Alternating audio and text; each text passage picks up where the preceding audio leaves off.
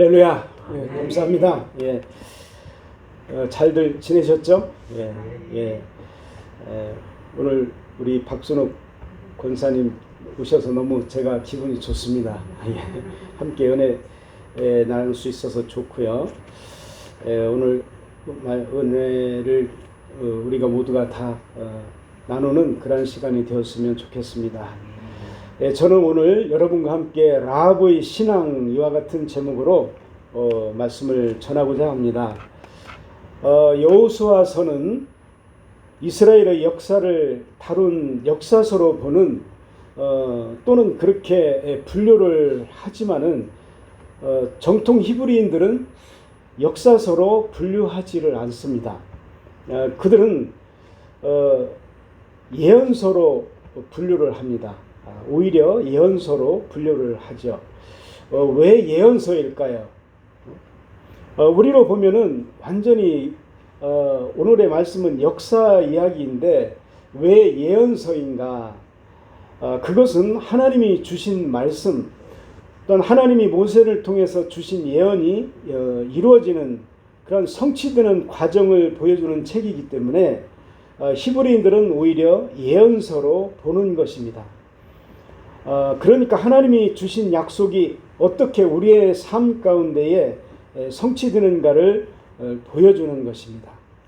여기서 우리가 주목할 것은 하나님에 대한 그런 라합의 신앙입니다. 즉 그녀는 이방 여인이었음에도 불구하고 더욱이 일개 기생에 불과한 그런 자로서 여호와를 온 우주의 유일하신 하나님으로 인정을 했고 또한 그 하나님께서 가나안 족속을 쫓아내고 그 땅을 이스라엘 백성에게 주실 것으로 믿었던 것입니다. 이러한 라합의 신앙은 하나님의 선민이었던 이스라엘 백성보다도 뛰어난 것으로 결국 그녀와 또한 그녀의 가족을 구원하는 그런 원천이 되었습니다.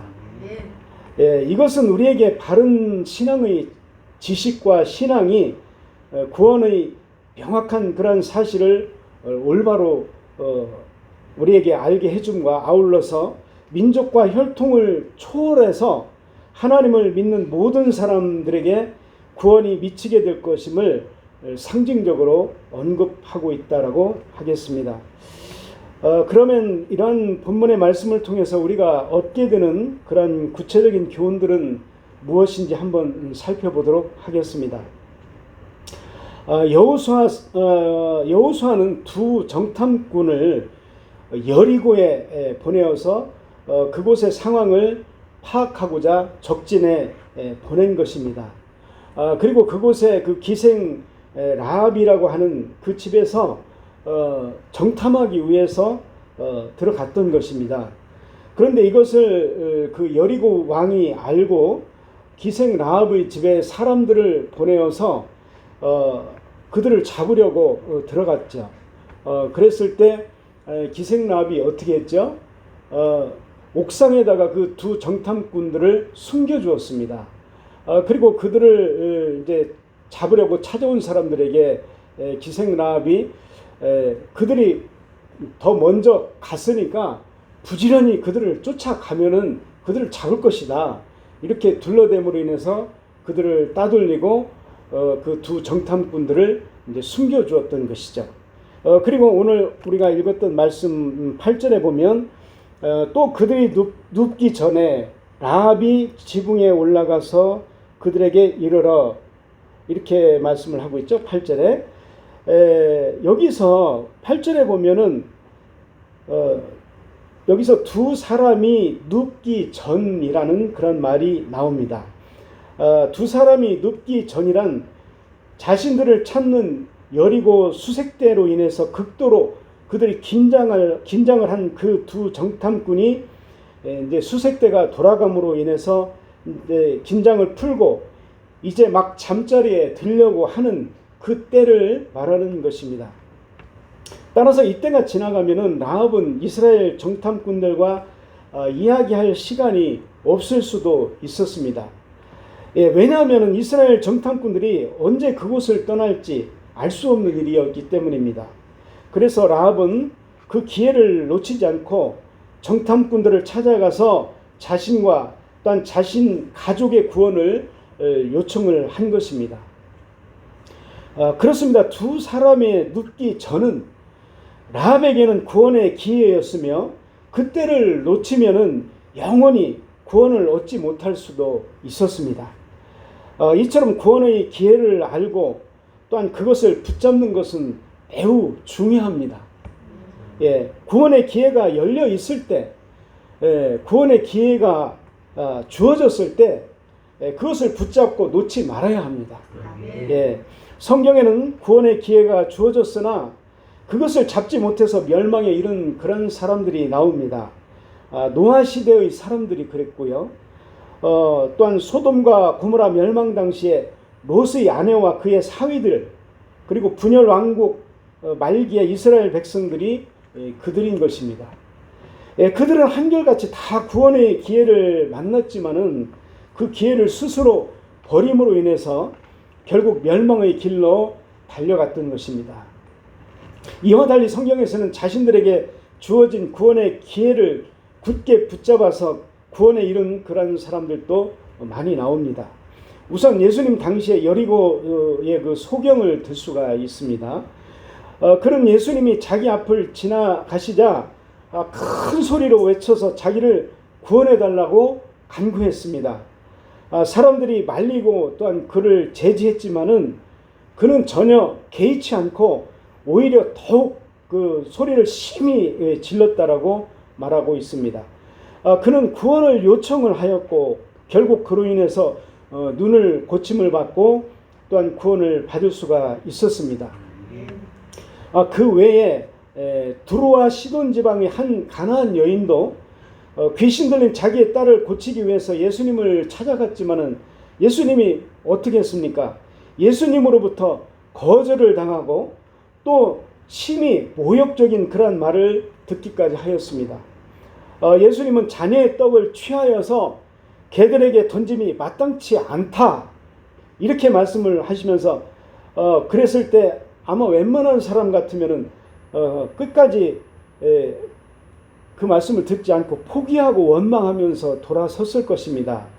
그렇지만 마태복음 15장에 보면은 그 여인이 뭐라고 말했죠? 주여 올소이다마는 개들도 제 주인의 상에서 떨어지는 부스러기를 먹나이다 이렇게 말했습니다. 이와 같이 그 여인은 끝까지 포기하지를 않고 딸의 구원을 호소함으로 인해서 딸을 구원할 수가 있었습니다. 또 예수님께서 십자가에 못 박히실 때 함께 못 박힌 그 강도 역시 마지막 순간에 예수님께 구원을 호소함으로써 마지막 구원에 이르렀음을 알 수가 있었습니다. 이들의 그 행동을 보면은 한결같이 예수 그리스도로 말미암아서 찾아온 단 한 차례의 기회를 마지막 기회인 것처럼 생각해서 끝까지 포기하지 않고 그 기회를 살렸습니다. 우리 9절을 보면은 말하되 여호와께서 이 땅을 너희에게 주신 줄을 내가 아노라. 우리가 너희를 심히 두려워하고 이 땅 주민들이 다 너희 앞에서 간담이 농나니 이렇게 말씀하고 있죠. 이어서 그녀는 10절과 11절에 계속해서 이스라엘의 그 출애굽과 또한 광야 여정의 전 과정에서 보여주신 하나님의 역사를 이미 알고 있음을 고백하면서 우리가 개역 성경에 보면은 너희 하나님 여호와는 상천하지의 하나님이시다 이렇게 여인이 고백을 했습니다. 상천하지라는 것은 위에 있는 하늘과 아래에 있는 땅에 유일하신 하나님이시니라 이렇게 고백하는 것이었습니다. 그렇습니다. 모세가 그렇게 출애굽을 하면서 광야에서 이스라엘 사람들에게 가르쳤던 그것을 이미 라합은 소문으로만 듣고도 정확히 알고 있었던 것입니다. 이러한 점을 본다면 라합이 그 여리고가 그 멸망하는 그런 과정에서 살아남고 또한 가족까지 구원시킬 수 있었던 것은 결코 우연한 일이 아니었음을 알 수가 있습니다. 그녀와 그녀 가족의 구원은 이처럼 하나님에 대한 정확한 그런 아는 그 지식에서 비롯된 것이었습니다. 이렇게 하나님을 아는 지식은 참으로 중요합니다. 그것은 생명과도 같은 것입니다. 요한복음 17장 그 3절에 보면 영생은 곧 유일하신 참 하나님과 그가 보내신 자 예수 그리스도를 어떻게 아는 것이니이다 이렇게 말씀하고 있죠. 예. 또한 그 호세아서 4장 1절에도 보면은 다 같이 한번 읽어볼까요? 자, 시작. 이스라엘 자손들아 여호와의 말씀을 들으라. 여호와께서 이 땅 주민과 논쟁하시나니 이 땅에는 진실도 없고 인애도 없고 하나님을 아는 지식도 없다라고 말씀하고 있습니다. 하나님의 그 지식이 없음을 하나님은 호세아 선지자를 통해서 하나님의 지식 없는 이스라엘 백성들을 보고 한탄하시면서 당신의 백성이 지식이 없어서 망한다라고 분명히 밝히신 것입니다. 그러면서 호세아 6장 3절에도 이렇게 말씀하고 계시죠. 그러므로 우리가 여호와를 알자. 힘써 여호와를 알자. 그의 나타나심은 새벽에 빛같이 어김없나니 비와 같이 땅을 적시는 늦은 비와 같이 우리에게 임하시리라 하시니라. 이렇게 말씀하고 계십니다.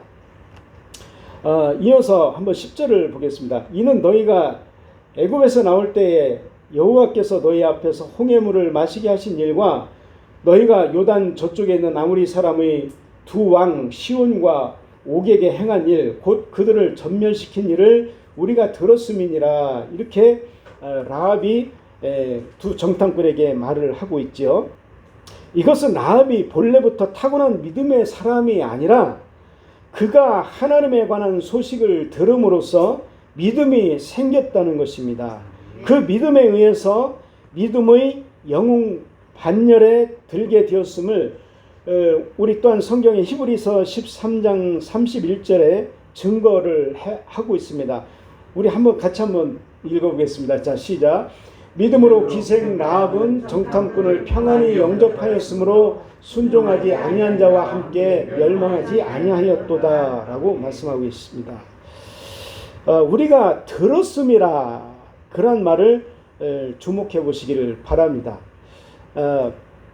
기생 라합은 하나님의 역사에 대해서 들어 알고 있다라고 말하면서 이스라엘 백성이 애굽에서 나올 때에 홍해를 마른 땅과 같이 걸어서 건넌 사실과 그리고 아모리 사람을 싸워서 이긴 일만 말하고 있지만 이것은 그녀가 사건을 요약해서 한 말이고 사실 그녀는 이스라엘 백성의 출애굽과 또한 광야 여정 전체를 비교적 상세히 알고 있었던 것으로 보여집니다. 특히 여호와께서 이 땅을 너에게 주셨다라든가 또한 아까 말씀드렸듯이 개역 한글 성경에 보면은 너희 하나님 여호와는 상천하지의 하나님이시니라 그런 말씀을 그런 말은 모세가 출애굽 2세대 그 자손들에게 가르치라고 하면서 누누이 강조했던 그런 내용으로 이것은 라합이 풍문으로 들을 정도를 넘어서고 있음을 보여주고 있습니다. 즉 누군가 이스라엘과 함께 하신 하나님에 관해서 상세히 가나안에 전파했음을 보여주는 것입니다. 이렇게 복음이 전파됨으로 인해서 어쩌면 전혀 기대하지 않았던 훌륭한 결실이 있음을 본문은 우리에게 보여주고 있습니다. 첫째, 여리고 성에는 라합이라고 하는 복음의 결실이 있었습니다. 라합은 이미 믿음의 훌륭한 그런 인물로 자리 잡고 있었습니다. 둘째로 여리고를 중심으로 한 가나안 사람들이 이스라엘을 대적할 힘을 잃고 있었습니다. 그리고 셋째로 그것은 두 정탐꾼은 물론 그 얘기를 전해 들었을 여호수아와 또한 이스라엘 백성들에게 큰 용기와 힘을 주었습니다. 이렇게 복음을 전한다는 것은 엄청난 결과를 가져다 줍니다. 복음을 전한다는 것은 당시에는 뭐 소득이 없고 효과가 없어 보일 수 있지만은 그 결과는 우리의 상상을 초월하는 경우가 많습니다. 예를 들어 볼까요? 요나의 요나서에 보면 요나의 그 성의 없는 전도 요나가 성의껏 전도를 했습니까? 요나는 성의 없는 그런 전도를 했어요.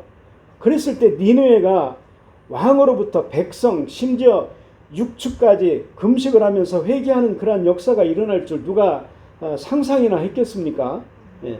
그러므로 우리는 어떻게 해서든지 복음을 전파해야 하며 또한 바울의 권면대로 때를 얻든지 못 얻든지 항상 힘써야 되는 것입니다.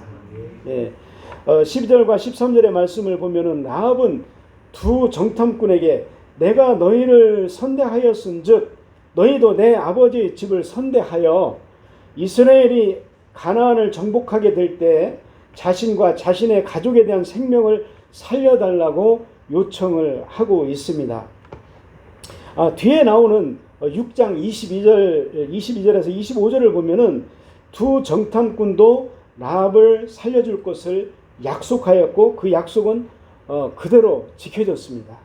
예, 이스라엘이 라합과 그 가족을 살려준 그 이유를 여호수아 6장 17절에 한번 보겠습니다. 한번 같이 한번 다 읽어보겠습니다. 시작. 이 성과 그 가운데에 있는 모든 것은 여호와께 온전히 바치되 기생 라합과 그 집에 동거하는 자는 모두 살려두라. 이는 우리가 보낸 사들을 그가 숨겨주었음이니라. 이렇게 말씀하고 있죠. 예, 우리는 이것을 당연한 일로 아주 가볍게 생각을 할 수가 있습니다. 그렇지만은 절대 그렇지가 않습니다. 왜냐하면 하나님께서 여호수아를 통해서 성중에 있는 모든 것, 예, 즉 남녀노소와 우양과 나귀 등 그 성에 속한 모든 것은 하나라도 남김없이 모두 다 멸해야 하는 그러한 거룩한 전쟁인 것입니다. 그 가운데 하나라도 살려두어서는 안 된다는 것은 그것은 사람의 생각이 아니라 하나님의 지엄하신 명령인 것입니다. 그래서 사무엘상 15장 23절에 보면은 이런 말씀이 있죠. 이는 거역하는 것은 점치는 죄와 같고 완고한 것은 사신 우상에게 절하는 죄와 같음이라 왕이 여호와의 말씀을 버렸으므로 여호와께서도 왕을 버려 왕이 되지 못하게 하셨나이다 하니 이 말씀은 무슨 말씀이죠? 사울이 그 전쟁에서 이겼을 때 이와 같은 하나님께서는 그 모든 것들을 다 죽이라고 말씀을 하셨었는데 사울 왕은 아말렉과의 전투에서 양과 소의 좋은 것을 남겼다는 이유만으로도 하나님으로부터 버림을 받고 왕의 지위를 잃지 않았습니까? 그런데 하물며 이방의 기생과 그 가족을 살려준다는 것은 상당히 획기적인 일일 수밖에 없는 것입니다. 그래서 두 정탐꾼들조차도 살려주겠다는 약속을 할 때 그들이 어떻게 약속을 했습니까? 우리의 생명으로 너희를 대신할 것이라는 그러한 말로 언약을 했던 것을 볼 수가 있습니다. 그것은 여리고의 모든 생명을 죽이는 것은 하나님의 명령에 의한 것으로 자신들의 의지로 살려주겠다는 그런 약속을 할 수가 없지만은 만약에 여호수아가 이를 허락하지 않으면 자신들의 생명을 담보로 내놓으면서라도 반드시 그 언약의 약속만큼은 지키겠다는 그러한 결연함이 묻어있는 그런 말입니다. 예, 우리가 야고보서 2장 25절도 한번 보겠습니다. 또 이와 같이 기생 라합이 사자들을 접대하여 다른 길로 나가게 할 때에 행함으로 의롭다 하심을 받은 것이 아니냐 이렇게 말씀하고 계시죠. 이러므로 믿음의 두 정탐꾼에게 한 라합의 선행이 전 가족의 구원으로 보상을 받았듯이 우리가 행한 모든 선행은 반드시 보답을 받게 되어 있습니다. 예, 그래서 성경은 할 수 있으면 너희로서는 모든 사람으로 더불어 화목하라 라고 로마서 12장 18절에 그렇게 말씀을 하셨습니다. 그리고 매사에 선을 도모할 것을 권면했습니다.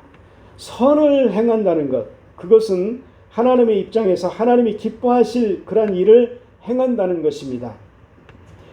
라합이 마치 자기 집에 잠입해온 두 정탐꾼을 여리고 왕에게 넘겨주어서 일신상의 많은 혜택을 받을 수도 있었지만은 도리어 숨겨주고 또한 은혜를 베풀었던 것처럼 말입니다.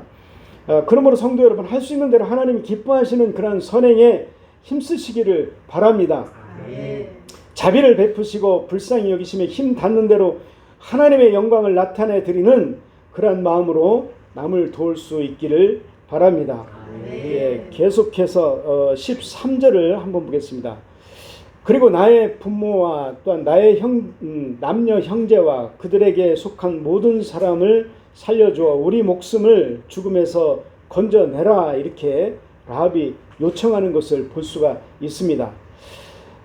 그때나 지금이나 여성이 할 수 있는 일은 무한히 많이 있지만은 그 가운데서도 누구나 할 수 있고 또 해야만 하는 일이 바로 가정을 세우고 또한 집을 일으키는 일입니다. 라합은 일개 여인이었고 또한 더욱이 기생에 지나지 않았습니다. 그러나 보십시오. 그녀는 얼마 멀지 않은 날에 민족적인 멸망으로부터 자기 가정을 구원하고 있습니다. 이것이 바로 믿음의 힘이요 여성의 지혜인 것입니다. 나오미와 롯은 아름다운 협력과 또한 순종을 통해서 완전히 대가 끊겨버린 그 가문을 다시 세웠을 뿐만 아니라 다윗 왕과 또한 메시아의 그 조상이 되었습니다. 엘리사를 영접했던 수넴 여인 역시 지혜 있고 믿음 있는 행동을 통해서 대가 끊길 뻔한 그 가문의 대를 이을 수가 있었습니다. 여인의 힘이라는 것이 미약해 보일 수 있겠지만은 여인이 가지고 있는 그 믿음과 지혜는 이렇듯 위대한 것입니다. 그러므로 지혜가 부족하거든 하나님께 구하십시오. 믿음이 부족하거든 믿음 없음을 도와달라고 하나님께 간구하십시오. 그것은 하나님께서 여러분에게 맡기신 달란트이며 사역지인 것입니다. 14절을 보면은 그 사람들이 그에게 이르되 네가 우리의 이 일을 누설하지 아니하면 우리의 목숨으로 너희를 대신할 것이요 여호와께서 우리에게 이 땅을 주실 때에는 인자하고 진실하게 너를 대우하리라, 이렇게 말씀을 하고 있습니다. 즉 자신들과의 언약에 대한 내용을 라합이 누설하지 아니하면 라합과 그 가족의 생명을 보장하겠다는 것입니다. 참으로 라합에게 있어서 비밀을 준수하는 것은 생명과도 같은 것이었습니다. 사실 라합의 경우에 그 사실을 마음에만 담아두기에는 비밀이 너무 크고 또한 그리고 중요한 것이었습니다. 그렇지 않습니까? 이제 곧 이스라엘 사람들이 쳐들어오며 또한 정탐꾼들이 자기 집에 있다거나 또한 혹은 다녀갔다는 그런 사실을 알리고 싶은 마음이 한편에서는 그때 당시에 왜 없었겠습니까? 알리고도 싶고 이야기하고도 싶었겠지요. 하지만 그녀는 그 말을 이스라엘 백성들이 여리고를 멸망시키기까지 마음속에 깊이 묻어둠으로써 정탐꾼과의 약속을 지켰으며 또한 그로 인해서 자기 가족을 구원하였습니다. 잠언서 18장 21절을 한번 보겠습니다. 죽고 사는 것이 혀의 힘에 달렸나니 혀를 쓰기 좋아하는 자는 혀의 열매를 먹으리라, 이렇게 말씀하고 있죠. 또한 잠언서 21장 23절에도 보면 입과 혀를 지키는 자는 자기의 영혼을 환난에서 보전하느니라, 이렇게 말씀을 하고 있습니다. 우리 속담에도 말 한마디에 천냥빚을 갚는다, 이런 말이 있지 않습니까? 그러므로 성도는 언어 생활에 아주 주의해야 합니다. 말 한마디 한마디가 자신의 운명을 결정할 수가 있습니다. 혀를 잘못 쓰면은 지옥이요, 혀를 잘 사용하면은 생명과 장수와 복이라는 것입니다.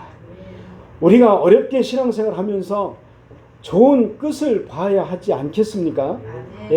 부정적이고 비판하는 그러한 말 대신에 긍정적이고 또한 남을 격려하고 위로하는 말, 또한 허물을 덮어주는 이런 말을 하는 사람을 가리켜서 성경은 지혜로운 자의 혀는 양약이라고 그렇게 말하고 있습니다. 또한 잠언서 12장 18절에는 뭐라고 말했습니까? 온순한 혀는 생명나무라고 잠언 15장 4절에 그렇게 말씀하고 있습니다. 결국 라합은 그들과 약속한 대로 비밀을 지켰으며 그리하여 그의 가족 모두가 그 전쟁에서 다 구원을 받게 된 것입니다. 또한 그로 인해서 어떻게 됐습니까? 라합의 후손들이 어떻게 되었느냐는 것이죠. 후대에 계속해서 자손이 이어오다가 그 후대에 다윗이 그의 후손이 되었습니다. 그리고 솔로몬이 나왔죠. 그리고 그 줄기가 계속 이어지면서 예수님까지 연결되는 통로가 되었습니다. 이스라엘의 족보에 이르는 당당한 믿음의 선진의 반열에 들어가는 축복을 라합은 누리게 된 것입니다.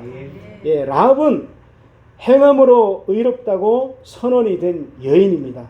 기생 라합에서 이와 같은 축복된 그리고 우상을 배격하고 하나님을 신뢰한다는 그러한 사실을 분명하게 나타낸 그러한 믿음의 행위였기 때문에 그로 인해서 그녀는 하나님에 의해서 의롭다 하심을 받았던 것처럼 어떻게 해야 되겠습니까?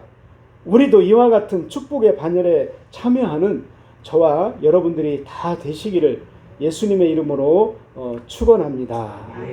예, 기도하시겠습니다.